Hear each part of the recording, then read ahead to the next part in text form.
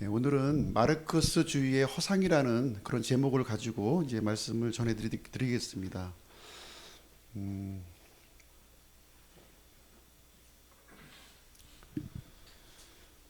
공산주의에 물든 한국 사회인데요. 우리가 좀 역사를 좀 약간 뒤집어 보면 구소련이죠. 구소련은 우리 조선이라고 하는 이 나라를 전략적 요충지로 삼았습니다. 이 조선이라고 하는 나라를 공산화를 시켜야 되겠다 하는 그런 뜻을 일찌감치 세웠고요. 아주 치밀한 계획을 이렇게 세웠습니다. 그때가 언제냐면 일제시대 때예요. 일제시대 때의 주의라고 하는 말, 지금 민주주의도 있고 뭐 진보주의도 있고 공산주의도 있고 뭐 주의가 많지 않습니까? 일제시대 때 주의하면은 전부 공산주의예요. 공산주의입니다. 그래서 최초로 주의가 우리나라에 들어온 게 공산주의가 되겠습니다. 그래서 소련은요, 우리나라가 일본의 식민지가 되었을 때 우리는 이제 약소 국가였잖아요. 일본은 강한 나라였고, 그래서 일본은 나쁜 나라. 또 우리 대한민국은 약소국인데 좋은 민족, 이런 구도를 이제 핀 거예요. 그래서 우리 대한민국을 공산화를 시키겠다고 하는 굉장히 치밀한 계획을 세웠고요. 많은 이 애국 젊은이들이 이런 이 좌익 사상으로 물들게 되는 그런 일이 일제시대 때 이제 일어나게 되었습니다. 그래서 일제시대 때만 해도 공산당 조직이 한 19개 정도가 이렇게 구성이 되어 있었고요. 전국적으로 이렇게 퍼져 있는 그런 이제 상황이었어요. 대부분의 사람들이 이 공산주의를 받아들인 겁니다. 받아들인 이유가 뭐냐면 이 공산주의가 추구하는 내용이 우리 대한민국 국민들의 마음을 사로잡았기 때문에 그래요. 사로잡았습니다. 그래서 약하고 힘없는 민족들이 이렇게 대동단결해서 저항하고 투쟁하게 되면 우리가 모두가 평등하고 모두가 잘 살 수 있는 그 좋은 나라를 만들 수 있다. 이 공산주의가 그것을 해주겠다고 이렇게 제시를 한 거예요. 그래서 우리 한국 사람이 들었을 때는 이 공산주의가 너무 좋은 거예요. 이것을 통해서 우리는 독립할 수가 있고요. 또 모두가 평등한 사회, 이게 핍박받고 압제받는 사람들이 없이 평등하고 잘 사는 사회를 이룩할 수 있다 하고 제시한 것이 바로 공산주의 사상입니다. 그러니까 모든 사람들이 받아들인 거예요. 왜냐하면 그 당시에 우리 대한민국은요, 소수의 엘리트만 사실 있었고요. 대부분의 국민들은 노동자 농민으로 이렇게 구성이 되어 있었던 겁니다.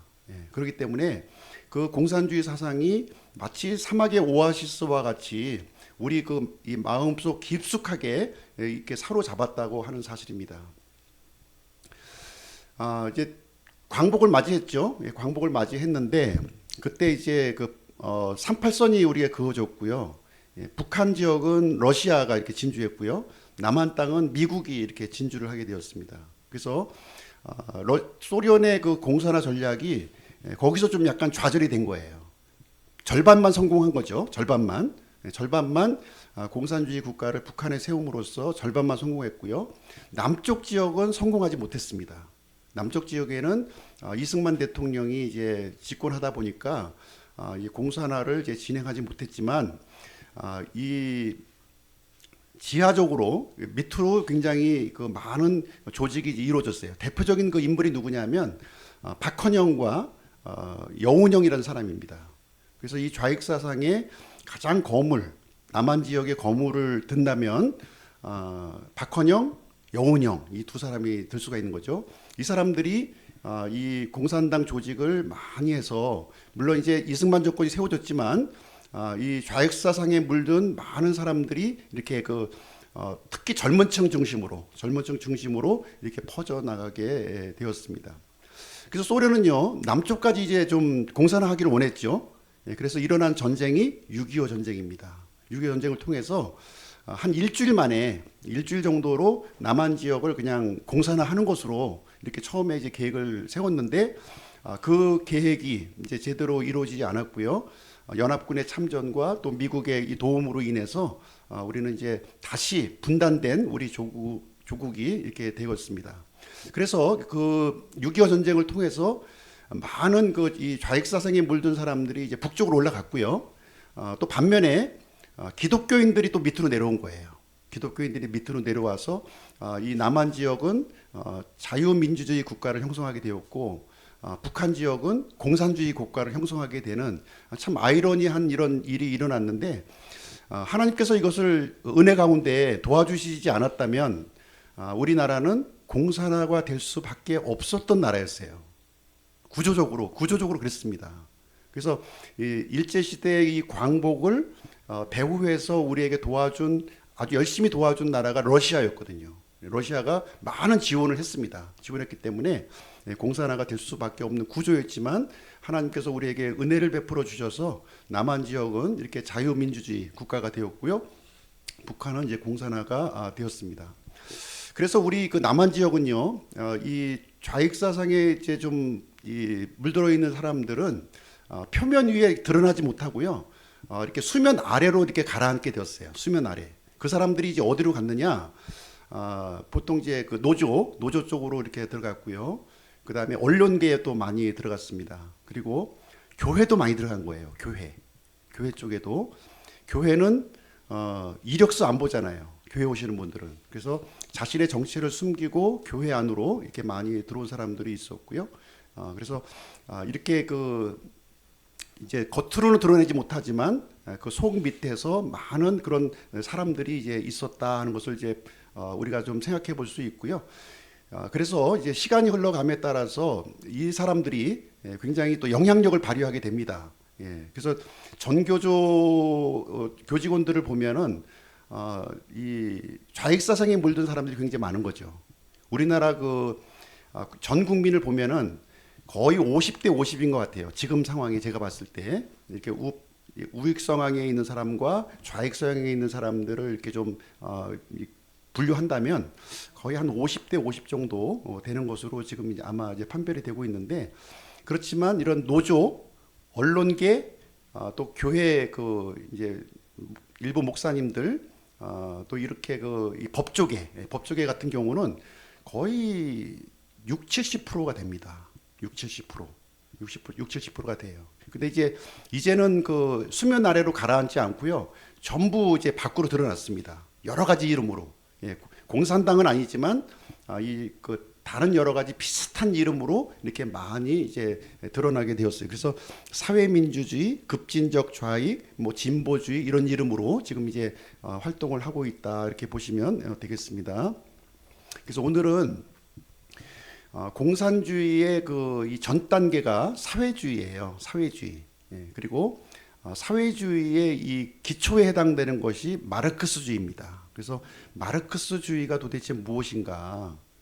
마르크스주의에 대해서 오늘 오전 시간에 같이 한번 살펴보는 시간이 되겠습니다. 그래서 공산주의를 목표로 하고 있는 거죠. 최종 목표가 이 공산주의인데 그 뿌리가 마르크스주의를 기반으로 하고 있어서 좀 이제 성경 말씀하고는 조금 이제 빗나가는 부분은 있지만 우리 현실적인 문제이기 때문에 마르크스주의가 무엇인가 하는 것을 좀 정리하는 그런 시간을 갖도록 하겠습니다.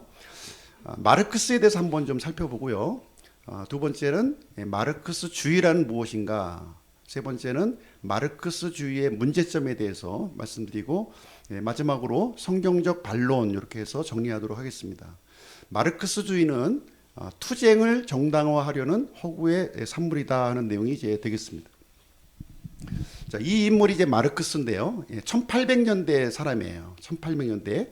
1818년부터 1883년까지. 그래서 이 당시는 이제 어떤 시기였냐면 영국의 그 산업혁명이 활발하게 진행되던 시기였어요.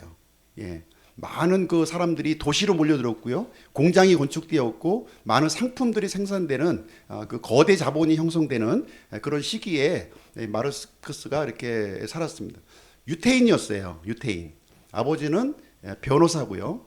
그런데 이제 유태인으로서 변호사를 하기가 어려우니까 아버지가 개종을 합니다. 유대교에서 그 루터교로 이제 개종을 하게 돼요. 그래서 이 마르크스는 어려서부터 이렇게 그 루터교의 신앙 안에서 이렇게 성장하게 된 그런 인물이 이제 되겠습니다. 대단히 천재예요, 천재. 독일 출신의 철학자요, 경제학자요, 사회학자이자 혁명가입니다. 그래서 사실 이제 이 마르크스에 대한 인물은 일반 학교 과목에서는 거의 다루지 않습니다. 그렇죠? 예, 다루지 않아요. 그래서 좀 약간 터부시하는 경향이 있지만 그러나 이제 운동권에 있는 사람들이나 이 공산주의 쪽에 있는 사람들은 마치 신과 같이 섬기는 이 마르크스를 그런 존재가 이제 되겠습니다. 그래서 현대 사회주의와 공산주의의 이론적 토대를 그런 마련한 인물이 되겠고요. 이제 경제학을 보시게 되면 주류 경제학이 있고 비주류 경제학이 있어요. 주류 경제학, 비주류. 아담 스미스로 시작되는 이제 주류 경제학이 있고요. 근데 이제 비주류 그 경제학이 있는데 비주류 경제학의 그 시조가 바로 마르크스입니다. 예, 마르크스예요. 사회주의 경제학을 지금 어떻게 보면 아담 그 엥겔스와 더불어서 창시한 그런 인물이 이제 되겠습니다. 그래서 헤겔의 사상에 많은 영향을 받았던 인물이었고요. 지금 우리가 살고 있는 이 세상은 마르크스 사상으로 지금 이제 붉게 물들어 있다 해도 이제 과언이 아닙니다. 이 마르크스 사상이 이렇게 주장하는 내용이 너무 중독적이고요.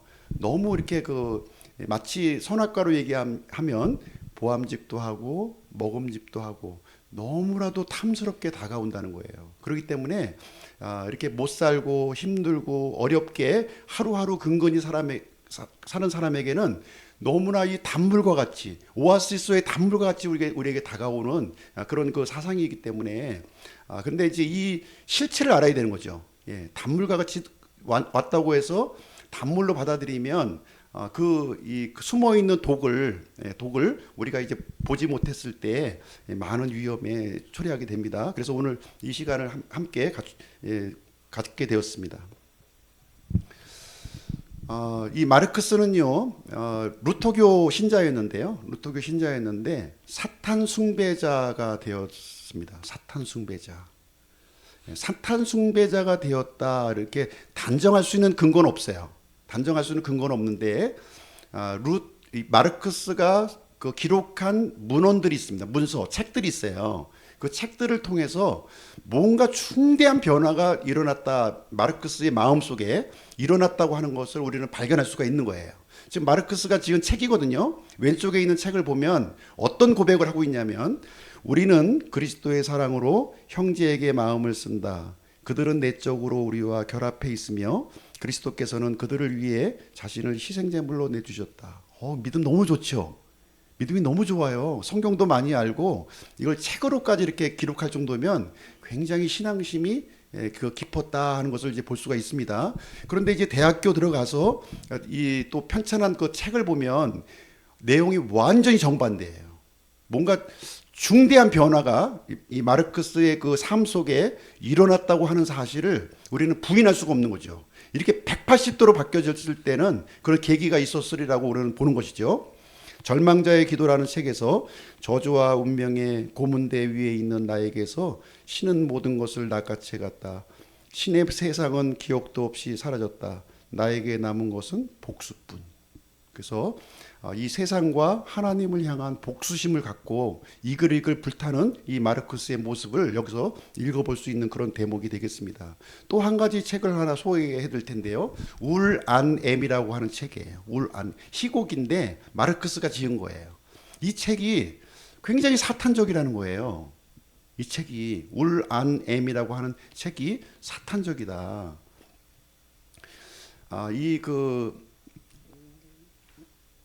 흑주술이라는 게 있어요. 흑주술. 흑주술이라는 게 있는데 저주를 이제 하는 거죠. 저주를 하는 그 마술인데 흑주술의 내용 중에 어떤 것이 있냐면 글자를 거꾸로 읽는 게 있어요. 글자를 거꾸로 읽으면 그게 저주의 글자가 되는 겁니다. 축복의 글자를 거꾸로 읽으면 예, 축복의 기도문을 거꾸로 기도하면 저주의 기도문이 되는 거예요. 이게 흑주실이거든요. 그래서 울안엠이라고 하는 것은 임마누엘을 거꾸로 한 거예요. 임마누엘은 무슨 뜻이죠? 우리와 함께 하시는 하나님. 그렇잖아요. 이것을 거꾸로 하면 예, 예, 함께 하지 않는 예, 우리와 적대적인 존재로 지금 이제 얘기하고 있는 거예요. 예. 그래서 흑암 미사를 보면 이 사탄교 입교할 때 그 흑암 미사를 이제 진행하거든요. 여기 보면 모든 것이 다 거꾸로 돼 있어요. 거기에 예. 검은 양초 이 촛대가 거꾸로 꽂혀 있고요. 사제가 옷을 입고 있는데 뒤집어서 입고 있고 십자가를 거꾸로 고정하고 있고요. 만찬빵을 훔쳐와서 사탄이라 이렇게 쓰고 있고요. 성경책을 또 불태우는 의식을 행하고요. 또 죄를 짓겠다고 하는 서약을 거기서 하는 거예요. 예. 마르크스가 이것을 했다. 제가 주장하는 거 아니에요. 주장하는 건 아니지만 상당히 이제 이 울라넴이라고 하는 이 희곡의 내용을 통해서 그것을 좀 추정할 수 있는 내용들이 이제 많이 있다는 것이죠. 이 하나님을 믿던 사람이 이렇게 정반대로 하나님을 대적하는 사람으로 예. 공산주의는 기독교를 싫어하거든요. 기독교를 대적하는 거예요. 예. 그래서 그런 내용을 했다고 봤을 때 이런 그 신빙성을 우리가 좀 생각을 해볼 수 있다는 것이 되겠습니다. 울 안엠에 나와 있는 또 한 가지 내용을 소개해드리면 굉장히 저주스러운 내용들을 이렇게 막 퍼부대고 있는 거예요. 본인이 살고 있는 이 세상을 뒤집어 엎고 싶은 마음이 있고요. 단순히 내가 살고 있는 이 세상뿐만 아니라 나의 이 학문과 이 사상을 통해서 이 후대에까지 계속해서 망가뜨리고 싶은 이 어떤 속에 분노가 이렇게 타오르는 모습을 여기서 읽어볼 수가 있습니다. 망했다, 망했어. 내 인생은 완전히 끝장났구나. 시계는 가지 않고 하찮은 집도 무너졌구나. 그러나 나는 곧 이 가슴에 영원을 끌어안을 것이다. 그리고 곧 인류에게 엄청난 저주를 퍼부을 것이다. 이게 보통 사람으로서는 이런 희곡을 작성할 수 없는 그런 일이죠. 예. 마르크스가 교류했던 인물도 한번 보겠습니다. 마르크스가 교류했던 인물. 잠언 13장 20절. 지혜로운 자들과 함께 걷는 자는 지혜로울 것이나 어리석은 자들의 벗이 되는 자는 멸망을 당하리라. 우리가 성경에서 보면 누구와 사귀는가 하는 것은 대단히 중요한 거예요. 그 사람이 누구와 사귀고 있냐. 예. 그 어떤 사람인지 알 수 있는 거죠. 여기 푸르동, 하이니 하이네, 프리디 엥겔스, 게오르그 융 이런 사람들은 전부 급진적 사회주의자예요. 1789년 프랑스 대혁명 일으키잖아요. 그때 그것을 이제 모든 것들을 이제 거기에 참여했던 이런 사람들이 이제 되겠습니다. 자, 두 번째는 그러면 이제 마르크스주의가 도대체 뭔가? 예, 마르크스주의 거기에 대해서 한번 좀 말씀드릴게요. 마르크스주의는 마르크스와 엥겔스 이렇게 합작품이에요. 엥겔스는 아주 절친한 친구입니다. 마르크스의. 그래서 두 사람에 의해서 정립된 정치, 사회, 경제 이론이 이제 되겠습니다. 지금 이제 마르크스는요, 지금 자본주의의 구조적 문제를 이제 지적하고 있는 거예요. 그래서 마르크스주의의 핵심은 기독교 타도, 그다음에 자본주의 타도예요. 두 축으로 딱 이렇게 압축이 됩니다. 그래서 마르크스주의와 기독교는 절대로 함께 할 수 없는 거예요. 왜냐하면 마르크스가 기독교 전 반대편에 섰기 때문에, 반대편에 서 있는 사상을 갖고 있기 때문에 함께 할 수가 없다는 겁니다. 그래서 마르크스는 어떻게 보았냐면 자본과 노동이 합쳐져서 상품이 생산되는 것으로 본 거예요. 거대 자본과 이 많은 노동력이 이렇게 합쳐져서 상품이 생산된다 이렇게 보고 있는 거예요. 그런데 자본주의는 구조적인 모순점을 갖고 있는데 무슨 문제점을 갖고 있냐면 거대 자본은 계속해서 점점 더 부유해진다는 거예요. 그러나 노동은 점점 더 이렇게 어려워진다는 겁니다. 그냥 간신히 풀칠할 정도로 이 자본가들은 많은 그 부를 축적하는데 반면에서 피땀 흘려서 일했던 이 노동자들은 계속해서 어려운 삶을 살아간다는 겁니다. 예. 그렇게 해서 상품을 이렇게 팔아가지고 그 이익을 얻고 있고 한쪽은 손해보는 그런 장사를 하고 있다. 이것이 자본주의가 갖고 있는 이 모순점이다 하고 지적을 하고 있는 것입니다. 그래서 자본주의를 이제 비판하고 있는 것이고요. 자본주의는 문제가 있는 것이고요. 자본주의의 그 핵심이 되는 이 자본가들은 나쁜 사람이에요. 예, 부를 축적하니까, 예, 그 과도한 부를 축적하니까 이건 나쁜 사람이에요. 반면에 거기에서 일을 하고 있는 사람들, 노동자들, 열심히 그냥 뭐 그 밤잠도 못 자면서 피땀 흘려 일하고 있는 노동자는 어떤 사람이에요? 좋은 사람. 예, 노동자 좋은 사람이에요. 노동자, 농민은 좋은 사람. 그리고 그 자본가들은 나쁜 사람입니다. 그래서 다른 말로는 부르주아 계급은 나쁜 사람, 프롤레타리아 계급은 좋은 사람 이렇게 되는 거죠. 그래서 이것을 이제 그 좋은 세상을 우리가 만들면 어떻게 되느냐. 이렇게 되면 나쁜 세상이 되잖아요. 지금 세상이. 그래서 좋은 세상으로 만들기 위해서는 노동자, 농민들이 대동단결해서 투쟁해야 된다는 겁니다. 투쟁해서 뒤집어야 된다는 거예요. 뒤집어서 그렇게 뒤집게 되면은 이제 모두가 평등하고 잘 사는 이상적인 사회를 우리가 건설할 수 있다. 이렇게 주장을 하는 겁니다. 예. 이게 노동자 농민들이 이 얘기를 들었을 때 가슴이 뻥 뚫어지지 않겠어요? 예?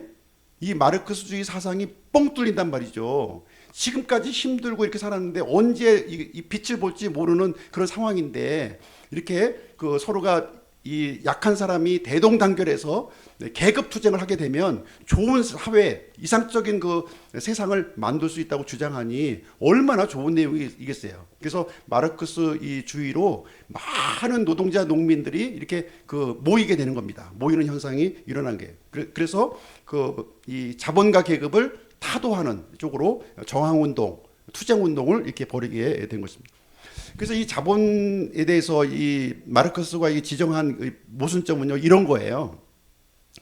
이 거대 자본이 이게 들어와가지고 잉여 가치를 이렇게 만들어낸다는 거죠. 예, 우리가 돈을 투자하면 돈을 벌라고 그러는 거잖아요. 돈을 이제 많이 벌라고 그러는 거죠. 많이 벌어서 그 많이 벌은 돈으로 또 투자하고 또 부를 축적하고 또 가치를 얻고 또 투자하고 해서 이런 세상은 대다수의 사람들이 못 살고 소수의 사람만 이게 잘 살아가는 아주 비정상적인 구조라는 겁니다. 이것을 지적한 거예요. 자본주의가 시간이 흘러가면 흘러갈수록 이런 빈익빈, 부익부가 점점 가속화되어서 잘못된 세상, 이게 미쳐가는 세상으로 된다는 겁니다. 그래서 이 마르크스는 이렇게 이 약한 사람, 힘없는 사람들이 이렇게 단합해서 저항하고 투쟁하게 되면은 모두가 평등한 사회 이렇게 이루어지기 때문에 사회 변혁이 필연적이라는 거예요. 사회 변혁을 시켜야 된다는 겁니다. 그래서 많은 젊은 사람들이 여기에 빠져서 사회를 개혁해야 된다. 기득권층, 기성세대를 몰아내야 된다고 하는 그런 사상으로 물들게 되는 일들이 여기서 발생하게 된 겁니다. 마르크스주의 핵심 가치 한번 보실게요. 핵심 가치는 자본론이라고 하는 책에 나와 있어요. 저도 이제 읽어보지는 않았는데 3권으로 되어 있습니다. 그래서 1권은 마르크스가 지었고요. 2권, 3권은 이제 엥겔스가 이게 지은 책이 이제 되겠습니다. 여기 내용을 보면 공산주의는 한마디도 안 나와요.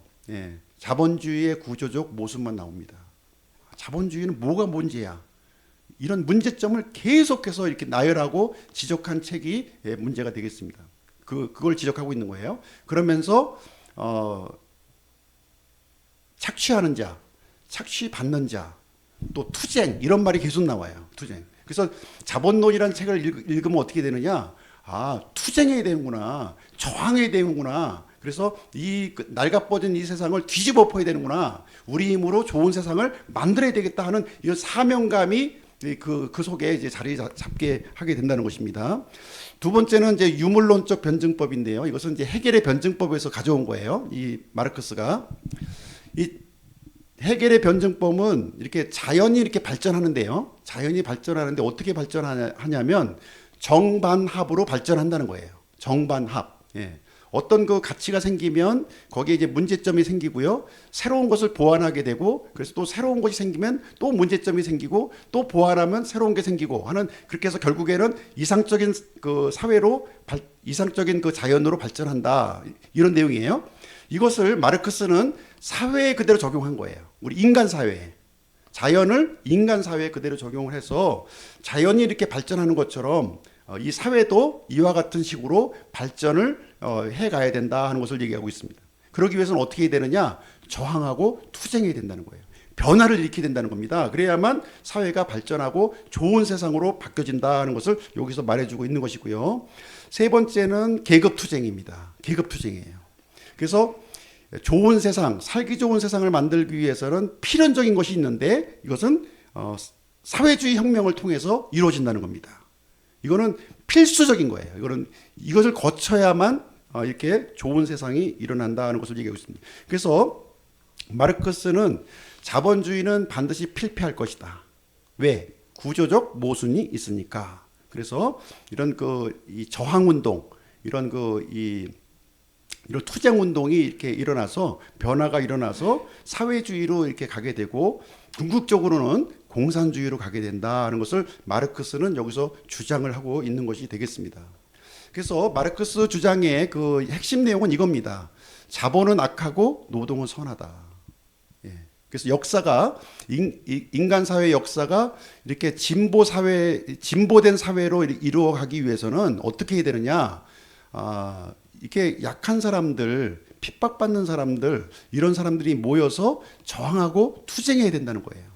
그러면 궁극적으로 공산주의, 아무런 공동소유하고 공동으로 배분하는 그런 모두가 평등한 사회, 모두가 잘 사는 사회로 바뀌어진다는 내용이 이 마르크스주의의 핵심이 되는 것이고요. 이런 내용들이 많은 사람들에게 공감을 얻고 있는 거예요. 공감을 얻고 있습니다. 그리고 마르크스주의는요, 이 핵심 가치를 경제에 두고 있습니다. 경제.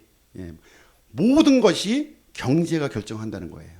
인간 사회의 모든 것이 여러 가지 문제가 있지만 그 중에서 돈이 가장 중요한 것이고요. 돈이 결정한다 이렇게 얘기하고 있습니다. 바람직한 경제를 만들면 바람직한 사회가 이루어지게 되는 것이고요. 자본주의는 나쁜 경제를 만들고 나쁜 사회를 만든다는 겁니다. 반면에 공산주의는 좋은 경제를 만들고 좋은 사회를 만든다. 이렇게 이분법적인 논리로 이렇게 전개를 해 나가고 있어서요. 그래서 계급 투쟁을 통해 진보된 사회를 이루자. 이것이 바로 마르크스가 이렇게 엥겔스와 함께 주장했던 그런 내용이 이제 되겠습니다. 이 사람이 엥겔스예요. 엥겔스고요.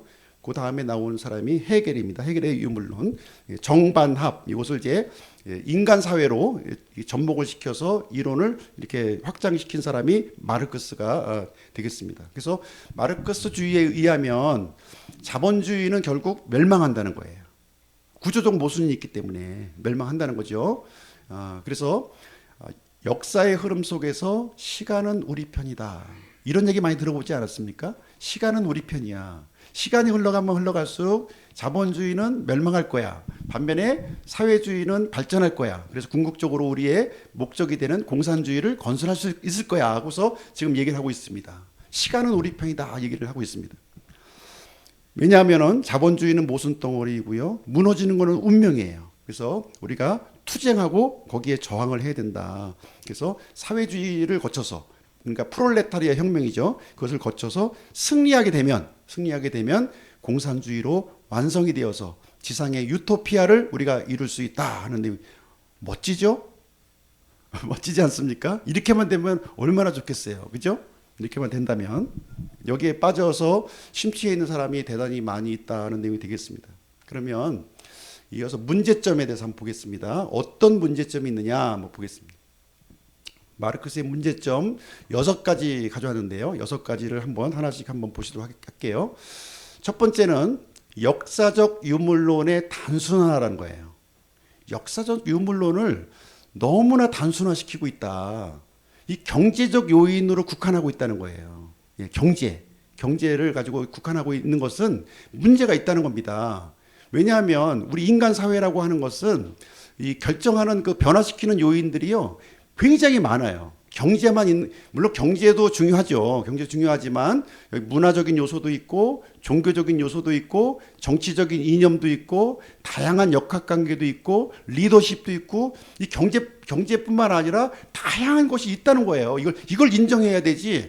다른 요인은 다 무시해버리고 경제적인 요인만 가지고 이것을 하는 것은 문제가 있다 하는 것입니다. 우리가 사는 인간 사회가 이렇게 돈만 가지고 해결되는 게 아니라는 거예요. 돈 이외에도 여러 가지 역학관계에 놓여 있는 요인들이 있기 때문에 이걸 복합적으로 고려해야지 경제의 요인만 딱 집어가지고 얘기한다면 이거는 문제가 될 수가 있다는 겁니다. 그렇죠? 두 번째는 계급 투쟁을 지나치게 강조하고 있어요. 계속 저항 투쟁이야. 모든 것이 저항 투쟁이야. 이게 그 핵심 가치로 집어넣고 있는데요. 우리가 그 인간 사회의 그 갈등 요인이 있잖아요. 갈등 요인이 물론 계급적인 갈등도 있어요. 잘 사는 사람과 못 사는 사람의 갈등이 분명히 존재하죠. 그렇죠? 존재하는 사실입니다. 근데 그것만 있는 게 아니잖아요. 그 갈등이. 예? 경제적인 불평등도 있고 정치적인 부패도 있고 사회적인 차별 요인도 있고 환경적 요인도 있고 문화적 요인도 많단 말이에요. 예. 그죠?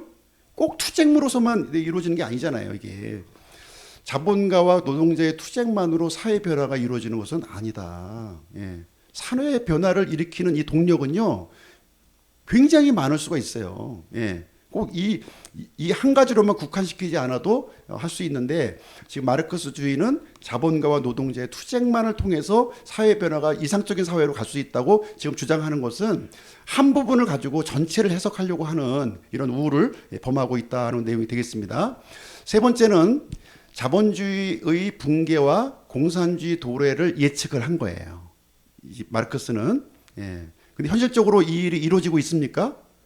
지금 현재 그 공산주의가 시작했을 때요. 러시아가 공산화가 되었고 또 중국이 공산화가 되었고 그리고 저기 동구 유럽 쪽이 공산화가 되었습니다. 그렇죠? 공산화 되었는데 지금 현재 상태는 어떤가요? 많은 국가들이 지금 공산주의를 실행했던 국가들이 실패하고 있는 거예요. 실패. 예. 오히려 붕괴를 예고했는데 자본주의는 계속해서 수정 보완하면서 발전해 나가고 있다는 겁니다. 발전해 나가고 있다는 거예요. 그럼 어떤 곳에 그 공산주의가 들어가고 침투하고 있느냐? 이게 경제적으로 잘 살고 이렇게 여유가 있는 국가에는 공산주의가 들어가질 않아요. 마르크스주의에 의하면 이 자본주의가 막 이렇게 발전하면은 이 공산주의로 이렇게 가게 되는 것으로 얘기하고 있는데 그렇지가 않다는 거예요. 그런 데는 공산주의가 발을 붙이지 못해. 그럼 공산주의가 발을 붙이는 곳은 어디냐? 정치 경제적으로 혼란한 곳에 들어간다는 겁니다. 대부분의 공산화된 지역이 보면은 이게 정치적으로 군사적으로 혼란된 지역에 거기에 공산이 들어간 거예요. 베트남도 그렇고 그런 그 최근에 공산화된 지역을 보면 혼란한 지역이 됐지. 이렇게 잘 살고 참 문화적으로 여유가 있는 나라에는 공산주의가 들어가지 않고 있다는 부분이 이제 되겠습니다. 네 번째는 노동 가치론과 잉여 가치설의 문제인데요. 이것이 이제 그 마르크스가 지어낸 말이다 보니까 어려워요. 이게 어려워. 근데 어려운 말 아니거든요. 노동의 가치를 중요하게 보는 거예요. 마르크스주의는 자본 중요한 거 아니야. 노동이 중요하지. 노동의 가치를 아주 중요하게 보는 겁니다. 노동의 가치를. 예. 그래서 이제 이 상품의 가치를 결정하는데 노동시간이 물론 들어가죠. 노동시간이 들어가긴 들어가지만 노동시간만 들어가는 것이 아니라 다른 여러 가지 요인들이 이 상품을 생산하기 위해서는 들어간단 말이죠. 땅도 사야 되죠. 기계도 사야 되죠. 예? 그 오늘날과 같은 경우는 땅과 기계만 가지고도 안 돼요. 땅만 기계만 가지고도 어떤 브랜드 가치도 있어야 되는 것이고요. 지적재산권도 있어야 되고 눈에 보이지 않는 무형의 요소들이 너무나도 많이 있다고 하는 사실을 인정을 해야 되는데 마르크스는 그냥 단순하게 노동시간 나는 10시간 일했으니까 20시간 일했으니까 이 가치를 이 자본과 동등한 가치를 내가 받아야 된다 이렇게 주장을 하고 있는 거거든요. 그렇게 주장할 수가 없다는 거예요. 예. 적절한 그런 보상은 이루어져야 되겠죠. 그렇죠? 적절한 보상. 이제 무슨 얘기냐면 노동이라고 하는 것은 양과 질을 모두 고려해야 된다는 거예요. 양과 질. 똑같은 그 근로자가 있어요. 어떤 사람은 이렇게 그 부가가치가 높은 일에 참여하는 겁니다. 근데 또 어떤 사람은 단순 조립하는 걸 참여하는 거예요. 근데 이것을 이 두 사람을 똑같이 대우할 수는 없는 문제라는 거죠. 그렇죠? 양이 있고 노동에는 양이 있고 질이 있는 거예요. 난 무조건 10시간 일했으니까 이 사람도 10시간 일했으니까 똑같이 주세요 하는 것이 공산주의 이론이거든요. 근데 똑같이 10시간 일했어도 반도체 쪽에 이렇게 그 좀 연구하는 사람하고 그냥 일반 그 조립하면서 생산하는 사람하고 똑같이 대우할 수는 없다는 거죠. 이런 차별성은 존재해야 되는데 마르크스는 그 차별성을 인정하지 않고 있다는 내용이 되겠습니다. 그리고 또 한 가지는 뭐냐면 오늘날 이렇게 자본주의가 발달된 사회에 우리가 지금 살고 있는데요. 이 모습을 보게 되면 사실 자본과 노동이 경계가 모호해요. 누가 자본가고 누가 노동자입니까? 지금 보면은 우리 사주라고 해서 그 주주가 되잖아요, 회사에. 그리고 이 자본가가 예전에는 전부 창업자라고 해서 회사를 그 지휘 감독했어요. 근데 오늘날 이 창업자가 계속 그 회사를 이끌어가는 회사는 그렇게 많지 않고요. 오히려 전문 경영인을 도입해서 사원부터 시작했던 그 사람을 그 경영인으로 이렇게 임명해서 회사를 끌고 나가고 있는 이런 상황이기 때문에 지금 어떻게 보면 지금 자본주의는 이렇게 자본과 노동의 균형을 맞춰서 가고 있는, 그래서 이런 부분이 서로 이제 그 협상을 통해서 이루어지고 있지 않습니까? 협상을 또 이루어지고 있는 부분인데 이 마르크스주의는 너무 노동에만 지나치게 이렇게 가치를 부여하고 있다는 문제가 있다는 것이죠. 그리고 다섯 번째는 유토피아적 사회주의의 이상주의입니다. 이 마르크스주의는요, 이상주의라고 하는 그 환상에 빠져 있는 거예요. 지금 환상에 빠져 있어요. 예. 계급 없는 사회는 공산주의의 유토피아라는 거예요. 계급이 없는 사회, 계급이 필요 없다는 거죠. 계급이. 예. 높은 사람 밑에 사람 없고 사람 위에 사람 없다. 예, 이렇게 그 어떤 평등한 세상을 이렇게 주장하고 있는 것인데 사실 이런 문제들이 현실적으로 이론과 실제가 다르다는 겁니다. 어떻게 똑같을 수가 있어요? 어떻게? 예. 이 차별성은 인정해야 되는데 인정하지 않고 무조건 똑같아. 무조건 다. 예, 이렇게 그렇게 되면 이 상향 평등이 되는 게 아니고요. 하향 평등이 되는 겁니다. 하향 평등. 하향 평등 가는 쪽으로 점점 망하는 길로 가는 것이지 상승하는 쪽으로 절대로 갈 수가 없다. 예. 그래서 이 사회가 발전하기 위해서는 개인의 그 어떤 차이와 독창성을 무시할 수 없다는 겁니다. 모두가 평등하다면 누가 창의성을 발휘하고 누가 성과를 내려고 하겠어요. 그냥 안 내고 똑같이 받으려고 하지. 이런 사회는 오히려 이상적인 사회라기보다는 오히려 몰락하는 사회가 후퇴하는 사회가 될 수 있다는 것입니다. 그리고 유토피아적 사회주의를 누가 그걸 통치합니까?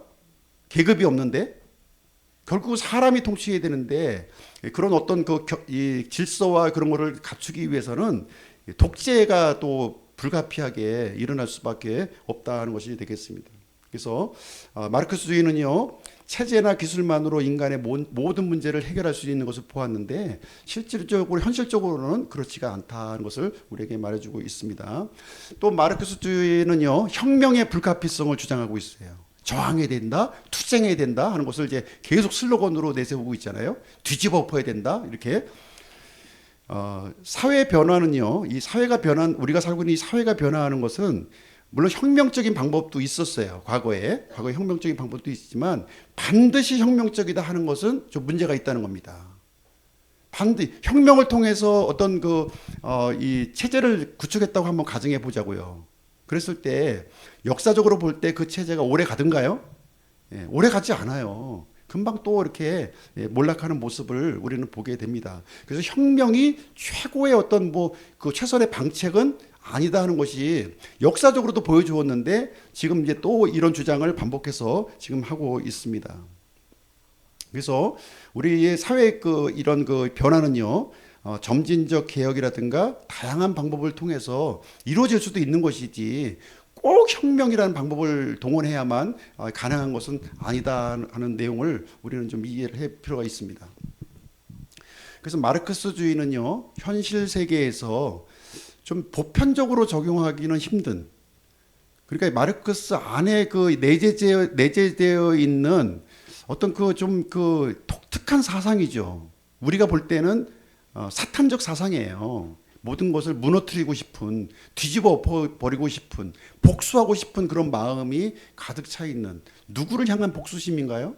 예, 자본가 계급들, 그리고 또 기독교, 여기에 대한 초점이 사실 이제 뭐 노골적으로 표시는 하고 있지는 않지만 그 내용이 항상 여기 상존하고 있는 모습을 볼 수가 있겠습니다. 자, 그러면 이제 좀 길긴 했지만 성경적 반론까지 한번 마무리하고 마치도록 하겠습니다. 인간 중심의 유토피아 가능할까요? 마르크스주의는 가능하다고 봅니다. 가능하다고 보고 있는데 사실 이 마르크스 인간 중심의 유토피아의 이 가치를 보면 무신론의 바탕을 두고 있고요. 예, 하나님을 믿지 않아요. 그리고 반성경적이고 반기독교적이고 또 사탄적이고요. 그리고 어떤 개인의 존엄성을 무시하는 거예요. 집단의 가치는 굉장히 높이는데 반면에 거기에 속해 있는 이 개인의 그 존엄성은 굉장히 무시가 되고 있죠. 우리가 북한만 봐도 알고 있잖아요. 북한의 그 체제를 유지하기 위해서 조금이라도 이 반동적인 생각을 갖고 있거나 그 행동을 보인 사람들은 어떻게 합니까? 뭐 곡사포로 쏴가지고 죽이고 뭐 아주 뭐 강하게 이 어떤 그걸 하지 않습니까? 이게 공산주의예요. 집단적 가치를 이 구축하기 위해서 그 개인의 그 어떤 존엄성을 완전히 짓밟아버리는, 희생시켜버리는 그런 것이 공산주의가 되겠습니다. 자, 마르크스주의는 부자는 나쁜 사람, 가난한 사람은 좋은 사람, 이렇게 이분법적 구도로 얘기했죠. 그러면 성경은 뭐라고 얘기하고 있느냐 한번 보겠습니다. 성경 보실게요. 잠언 22장 2절, 부유한 자와 가난한 자가 함께 만나지만 주께서는 그들 모두를 만드신 분이시니라. 하나님은요, 부유한 사람도 만드셨고 가난한 사람도 만드신 거예요. 예. 하나님이 만드셨다니까요. 근데 하나님이 만드셨는데 부자는 나쁜 사람이고 가난한 사람은 다 좋은 사람이고, 이런 논리가, 이거는 반성경적인 논리라는 겁니다. 그렇죠? 예. 그래서 부유하다 가난하다는 선악의 개념이 아니다. 서로 협력해서 이렇게, 부유한 사람은 나눠줄 수 있잖아요. 잘 나눠줄 수 있게 하고, 가난한 사람은 이렇게 또 왜 가난했는지 한번 생각을 해봐서 부지런히 열심히 또 일을 해서 부유하게 되는, 그런 사회를 만드는 것이 올바른 것이지, 무조건 부자는 나쁘고 타도의 대상이고 가난한 좋은 사람이고 보호의 대상이고 이런 논리로 나가게 되면 사회는 발전도 없고 변화도 없다는 것입니다. 자, 자본주의는 빈익빈 부익부로 간다고 그랬죠. 빈익빈. 실질적으로 사실 이 부분은 인정할 수밖에 없는 거예요. 그죠? 예, 돈이 많은 사람이 더 많이 돈을 벌고 돈이 없는 사람들이 돈을 많이 벌 수 없는 사실 구조가 바로 이제 우리 자본주의 구조가라는 것을 우리는 부인할 수가 없는데요. 그러나 성경은 어떻게 이야기하고 있느냐? 성경도요, 부의 집중과 착취를 경계하고 있어요. 돈을 사랑하는 거 잘못된 거다, 이 얘기를 하고 있는 거예요. 분명하게. 예. 부유한 사람이나 가난한 사람에게 동일하게 얘기하고 있는 것입니다. 그래서 진정한 변화라고 하는 것은 이렇게 어떤 상대방을 이렇게 타도하는 것의 그 해결점이 아니라 이 마음의 회개를 통해서, 변화를 통해서 이루어지는 것이 진정한 변화를 이룰 수 있다는 것을 우리가 좀 생각해 볼 수가 있습니다. 세 번째는 공동체와 재산 공유예요. 마르크스주의는 공동 소유를 이제 주장하고 있는 거죠. 마지막 단계에 가서 공동 소유. 성경에도 그대로 이 내용이 나와 있어요. 성경에도 이 초대교회, 초기교회의 모습을 보게 되면 사도행전 2장 44절 45절에 모든 것을 공동으로 소유하고 자기 소유와 재산을 팔아 각 사람의 필요대로 모든 사람에게 그것들을 나누어 주었다, 이렇게 얘기하고 있습니다. 이런 모습이, 이런 원시적인 모습이 공산주의의 원형이다, 이렇게 주장하고 있는 거예요. 예, 이런 모습이 참된 그 인간 사회의 모습이 되는 것이기 때문에 이렇게 해서 이제 우리가 이런 분들이 주장하는 말이 뭐냐면 초대교회로 돌아갑시다, 이렇게 해요. 초대교회 문제 얼마나 많았는데요. 고린도 교회나 이렇게 보면 문제 많았습니다. 근데 이제 그 오순절 날 당시에 초기에 성령님이 임하셨을 때 이런 현상이 일어났어요. 왜 이런 현상이 일어났는지 문맥을 통해서 잘 살펴봐야 되는데 무조건 공동 소유하고 뭐 재산을 팔아가지고 다 나눠 가지면 좋은 것을 얘기하고 있는 것이 아니다. 그러면 성경이 가르치는 것을 왜곡하고 있는 거예요. 왜곡하고 있는 것이다. 예? 지금 마르크스주의는 어떻게 얘기하고 있냐면 모든 생산 시설을 공동으로 소유하자는 겁니다. 특정한 사람이 이렇게 독점하지 말고 그래서 모든 사람들이 평등하게 결과물을 나누어 갖자 이렇게 얘기하고 있습니다. 근데 마르크스주의의 그 맹점은 뭐냐면 내 것을 희생하지 않고요. 다른 사람 거를 희생하자는 거예요. 예, 공산주의의 특징이 이거예요. 내 거를 내놔야 되는데 내 것을 내놓는 게 아니라 네 거 내놔. 네 거 내놔서 나눠주겠다는 거예요. 예. 그래서 이것을 이제 강제적으로 하고 있는 거죠. 강제적으로 빼앗아서 강제적으로 이게 못 사는 사람들에게 이렇게 나누어 주자 하는 내용이 이제 마르크스주의가 되는 것이고요. 성경은 그렇지 않습니다. 성경은 공동 소유와 공동 분배를 지금 여기 언급하고 있지만 이 배후의 내용을 보게 되면 사람들이 어떤 마음으로 했나요? 너 네 거 뺏어 가지고 나눠준 건가요? 너 돈 많으니까 이거 나눠줘 이렇게 한 게 아니라는 거예요. 각자가 자기 것을 이렇게 강제적이지 않고 자원하는 마음으로 희생전신으로 하나님의 은혜에 감사해서 내놓았다는 거예요. 이게 선순환의 방식으로 해야 되는 것이지 강제적으로 다른 사람을 빼서 나눠준다고 하는 것은 이것은 올바른 방법이 아닌 거죠. 성경적인 방법이 아닌 거예요. 성경적인 방법은 이렇게 많이 가진 사람들이 이렇게 자원해서 이렇게 나눠줄 수 있는 풍토를 만들어주고 그것을 통해서 모든 사람들이 공동하게 이렇게 좀 이게 배분될 수 있도록 이렇게 하는 것이 이게 성경적인 방법이라고 하는 사실을 우리에게 알려주고 있는 것입니다. 자, 그다음에 만민평등인데요. 만민평등 너무 좋잖아요. 듣기만 해도. 예. 성경에서도 이 내용을 그대로 이제 언급하고 있습니다. 여기 이제 갈라디아서 3장 28절 보면은 그분 안에서는 유대인이나 그리스인이 없고 매인자나 자유로운 자가 없으며 남자나 여자가 없나니 이는 너희가 다 그리스도 예수님 안에서 하나이기 때문이라. 이런 말씀을 한쪽만 갖다가 이렇게 받아들이면요 성경을 왜곡하게 되는 겁니다. 왜곡하게 되는 거예요. 뭐 부자도 없고 가난한 사람도 없어? 뭐 자유로운 사람도 없고 뭐 메인 사람도 없어? 남자 여자 없네? 이것만 받아들이면 성경을 왜곡하게 되는 거죠. 왜곡하게. 예. 하나님의 말씀은 끝까지 봐야 되는 끝까지. 어디서 이루어지는 겁니까? 이 현상이 그리스도 예수님 안에서 하나가 되었기 때문에 이루어지는 거예요. 예수님 안에서 하나로 연합이 되었기 때문에 이루어지는 것이지 인간의 본성으로는 이루어질 수 없다 하는 것을 얘기해 주는 거예요. 예수님 밖에서는 이루어질 수 없는 일을 지금 마르크스는 할 수 있다고 지금 이제 주장하는 내용이 되는 것이고요. 하나님 안에서 우리가 평등한 거지. 예? 그렇지 않습니까? 예. 하나님 안에서도 역할과 그런 어떤 재능의 차이는 또 인정하고 있는 거예요. 아니 저같이 노래 못하는 사람한테 노래 계속 시키면 능률이 나오겠습니까? 안 나온다는 거예요. 잘하는 사람은 잘하는 사람이 하고 또 이 부분에 재능 있는 사람은 이 부분이 하고 이렇게 서로가 재능 있는 부분을 이렇게 발휘를 해야지 공동체가 발전하는 것이지 이게 모두가 평등하게 하는 것은 이것은 잘못된 쪽으로 이제 갈 수 있다는 내용이 되겠습니다. 압제받는 자의 해방이에요. 압제받는 자의 해방. 이것도 굉장히 좋은 말이죠. 성경에 그대로 있습니다. 이 성경에서도 예수님이 오시게 되면 이런 압제받는 자들이 해방될 것을 분명히 이제 얘기해주고 있습니다. 근데 방법이 틀려요. 마르크스주의는 프롤레타리아 혁명을 통해서 압제받는 자들을 해방시키겠다 하는 것이고요. 예. 우리 성경은 메시아를 통한 구원을 통해서 이루시겠다 하는 내용이 틀린 겁니다. 굉장히 반기독교적이고 반성경적인 내용을 지금 이제 마르크스주의는 주장을 하고 있습니다. 그리고 마르크스주의는 타인의 희생을 강요해요. 타인의 희생을. 한번 보세요. 지금 이제 좌익 계통에 계신 분들 보면은 대부분 자기 거는 안 내놔.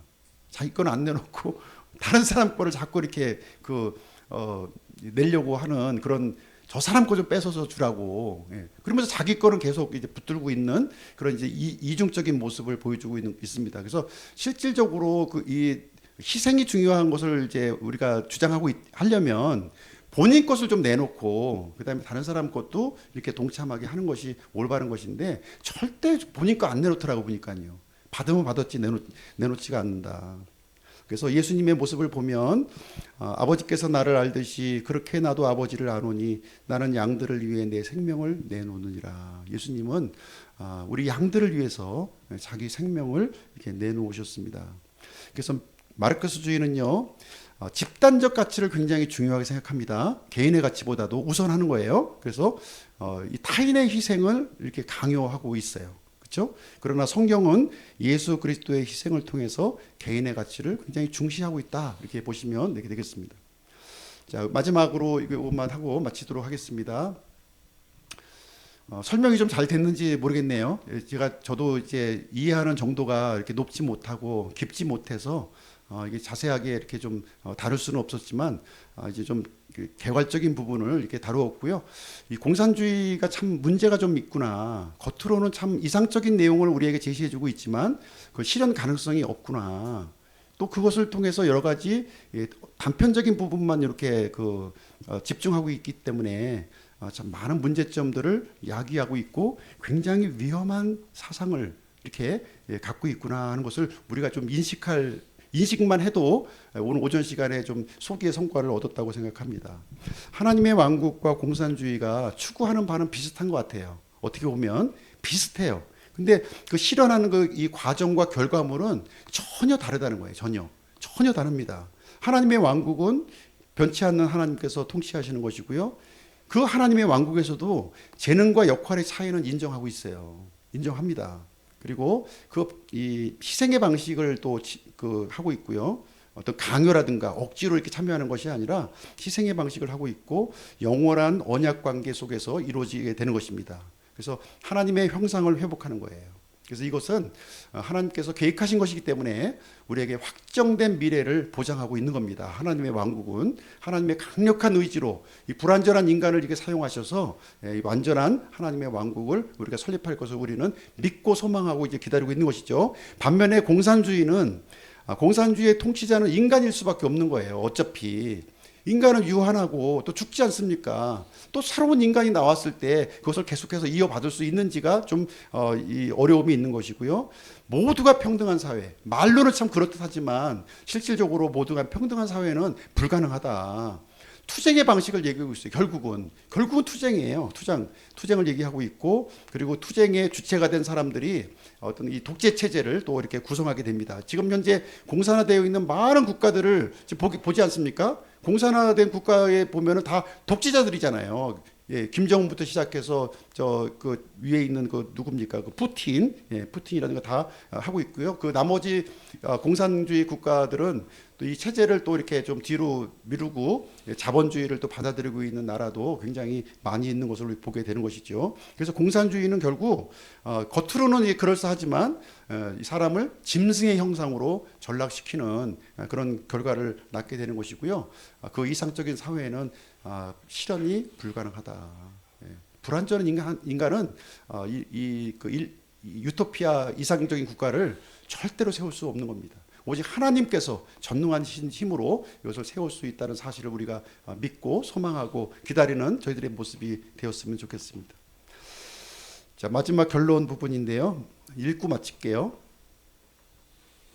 마르크스주의는 무신론과 인본주의 사상에 기초한다. 사회 정의를 실현하고 가난한 자들이 없는 평등한 사회를 구현한다지만 실현이 불가능한 위험한 사상이다. 불완전한 인간은 또 다른 독재 정권을 창출할 뿐이다. 현재 공산주의의 열매가 증거하고 있다. 반기독교, 반성경, 사탄적 사상 체계이다 하는 것으로 제가 결론을 맺겠습니다. 자, 기도하고 마치도록 하겠습니다.